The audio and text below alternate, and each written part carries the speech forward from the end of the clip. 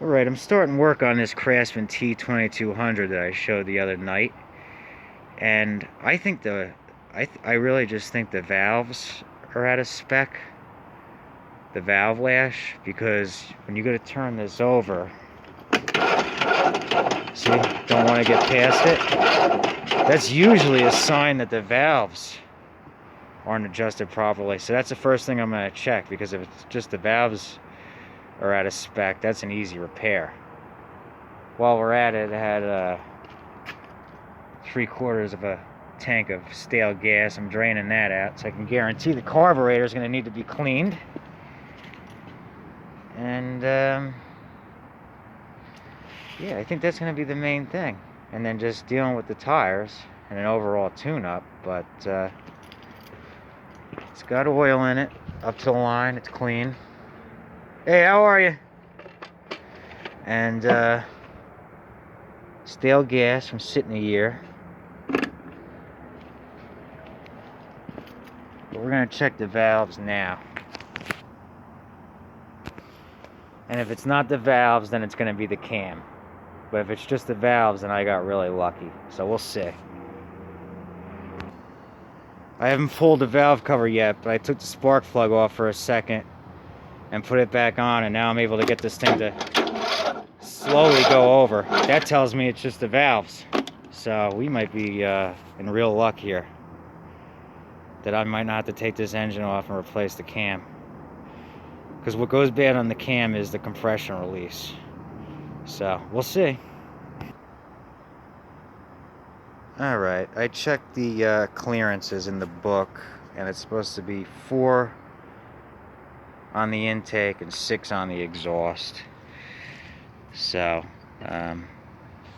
exhaust is the top one closest to where the exhaust pipe comes out. Here's 6. Well, let's check the intake first. And the way you do this is you rotate this over until one's on a compression stroke and the other one's not, and it's free, and then you stick it in there. So 4 on the intake. It's a little loose, but not that much. And then turn it over. Same thing right there where it bottoms out, and then check again on the exhaust. 6. Yeah, that's a little loose. That one's a little loose. So I don't know if they were that far off to throw it off, but we're gonna see. I'm gonna reset these things, and then we're gonna see if the thing will be able to turn over. So the way you do this, and I'll show in a second, you get the Torx in the middle, crack it loose, and then you turn the larger nut. You know, in'll turn the valve in more, the rocker arm, and if you go out, it'll loosen it. So let's do that. Let's get it set, and then see if it wants to turn over easy. Alright, it's a T20 Torx and a 5/8. Crack the Torx loose, and then you can turn the 5/8, and then you turn it in, and now I'll turn the rocker arm in closer to the end of the valve cap, setting the clearance. So I'm going to do that now. I'm going to set the intake to 4, the exhaust to 6, and then we're going to see if this thing turns over easier. Alright, you want just a little bit of drag with the feeler gauge, and then you know it's set. That's good right there. Now I'm going to lock it down. That's 6. Valve lash on this engine's set. It's fine. The engine's still having trouble turning over, so it's more than likely the cam release on the camshaft, the compression release on the camshaft. Putting that cover back on. I'm going to drain the oil, and the engine's coming up and off.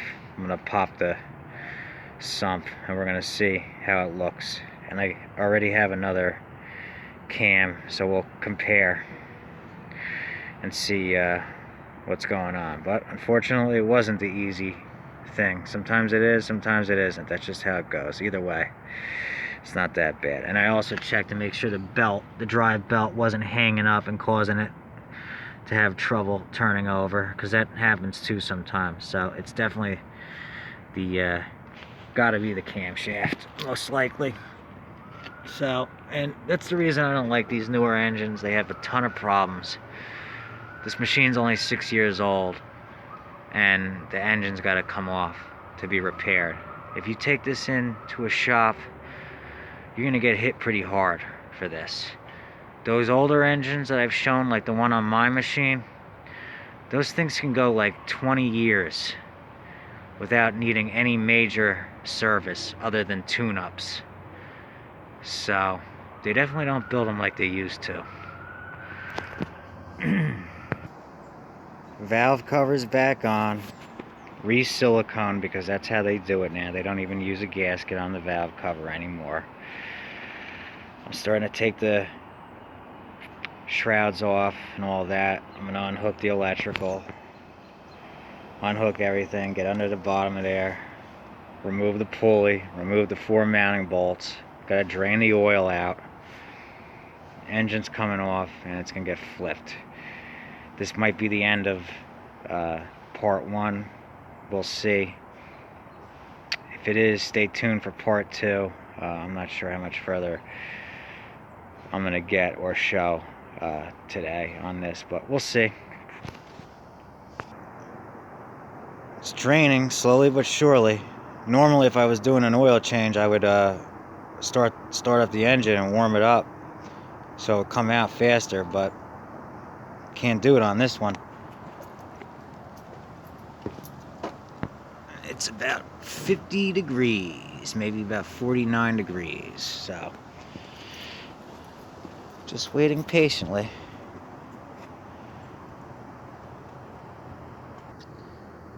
Alright, let's dump the oil right now and get it out of the way.